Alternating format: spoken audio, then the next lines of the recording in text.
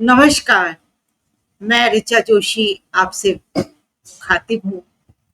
वायदे के अनुसार अपने इर्द-गिर्द जो भी चल रहा है, उस पर हम चर्चा करने के लिए मौजूद हैं। आज चर्चा करना चाहते हैं कि क्या हम अपने बच्चों के सुरक्षित भविष्य की उम्मीद कर सकते हैं?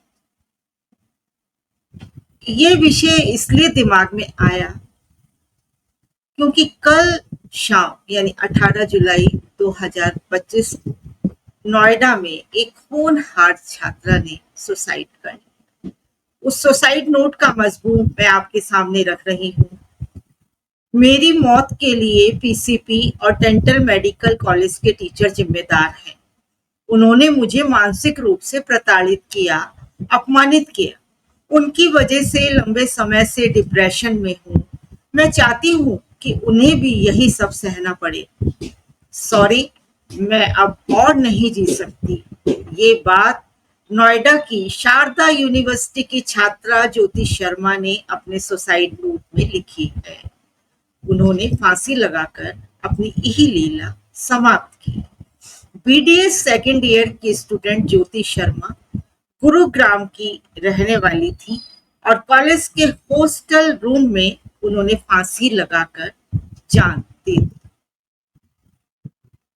बहुत परेशानी होती है ये सोचकर कि इस तरह से बेटियों के सपने चकनाचूर क्यों हो रहे हैं, माँ बाप के अरमान आंसुओं में क्यों बह रहे हैं।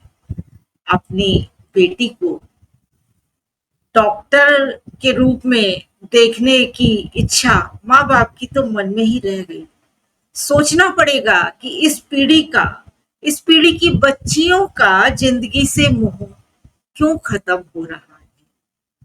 अभी उड़ीसा की छात्रा सौम्या श्री की मौत की पीड़ा से उबर भी नहीं पाए थे कि ये घटना प्रकाश में आ गई। संवेदनाएं किस तरह दम तोड़ रही हैं, ऐसी घटनाएं इसका नायाब उदाहरण है। सेक्सुअल हैरेसमेंट की शिकायत करने पर कॉलेज प्रशासन का रवैया सौम्या को और ज्योति को फेल करने या कॉलेज से निकालने की धमकी देने वाला था, जिससे पता चलता है कि शिक्षण संस्थान अब सुरक्षित नहीं रहे। सौम्या न्याय के लिए गुहार लगाती रही, पर कोई आगे नहीं आया। आजीज आकर उसने खुद को आग में झोंक दिया और एक ने फांसी लगा ली। मूल कारणों को नजरअंदाज कर लोग यही चर्चा करते रहे कि ऐसा क्यों किया, पेट्रोल सौम्या को कहां से मिला। उड़ीसा के मुख्यमंत्री ने तो 20 लाख रुपए की मुआवजा राशि देने की पेशकश भी की, जिसे सौम्या के पिता ने ये कहते हुए ठुकरा दिया कि मेरी सोने जैसी बेटी मिट्टी में मिल गई, आप जले पर नमक मत छिड़किए।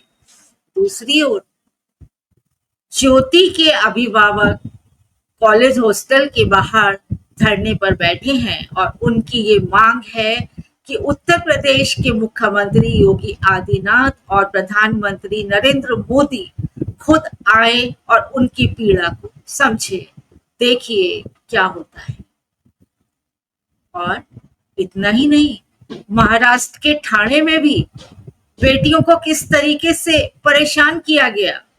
मासिक धर्म की जांच के नाम पर छात्राओं को वहां शर्मिंदा किया गया। स्कूल के वॉशरूम में ब्लड के स्पॉट मिले थे। इसके बाद प्रोजेक्टर के माध्यम से ब्लड स्पॉट दिखाकर सभी छात्राओं से पीरियड्स होने ना होने के बाबत बात की गई।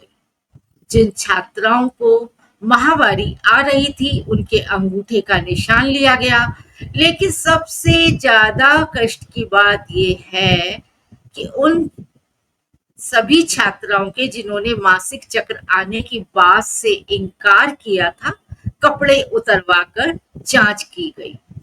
शुद्ध होकर कुछ छात्राओं ने स्कूल जाने से ही इनकार कर दिया।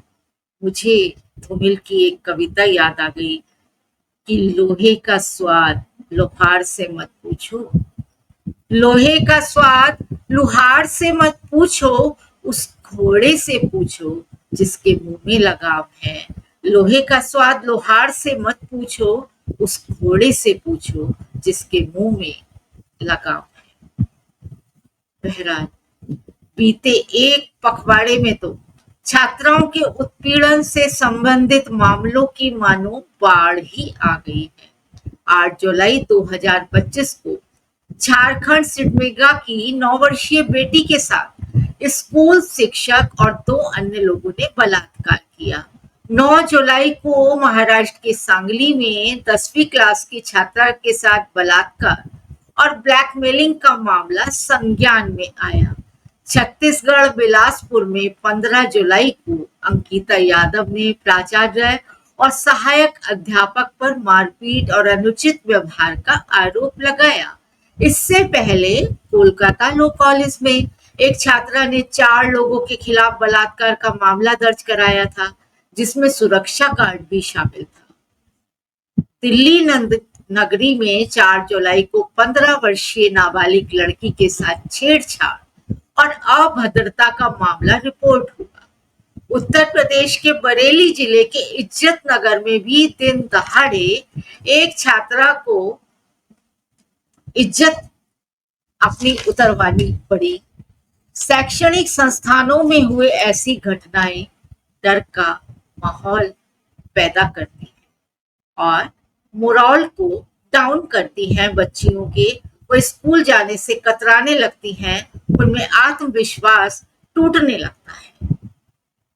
यहाँ मैं आपको बताना चाहूंगी कि सुप्रीम कोर्ट ने 1997 में सभी शैक्षिक संस्थानों व अन्य संस्थानों में आंतरिक शिकायत समिति आईसीसी और यौन उत्पीड़न निवारण समिति के गठन का निर्देश दिया था, जिसे संस्थाओं ने उस समय गंभीरता से लिया था।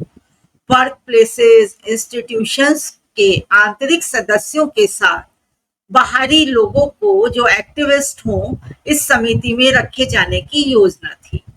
मैं खुद भी colleges, LIC, banks, development authorities में इन कमिटीज में चेयरपर्सन रही और कड़ी निगरानी करते हुए लोगों को अवेयर किया।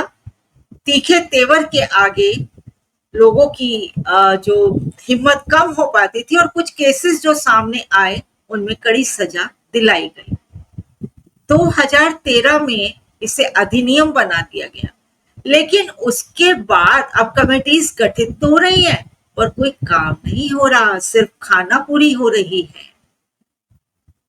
हाइलाइट्स ही नहीं होते केसेस। सदस्य आते हैं, चाय नाश्ता करते हैं, लंच लेते हैं और कागजों पर दस्तखत करके छुट्टी पा लेते हैं। कोई भी काम जब गंभीरता से ना लिया जाए या तत्परता से, तल्लीनता से ना किया जाए तो उसका सही समाधान हो ही नहीं पाता है। ऐसा ही कुछ हो रहा है, कानून बन रहे हैं, अधिनियम आ रहे हैं, लेकिन हमारी बेटियां अपने सपने चकनाचूर होते देख रही हैं। उनके माँ बाप के अरमान आंसुओं में बह रहे हैं। जिंदगी से मोह क्यों खत्म हो रहा है? आज ये सोचने की महती आवश्यकता है।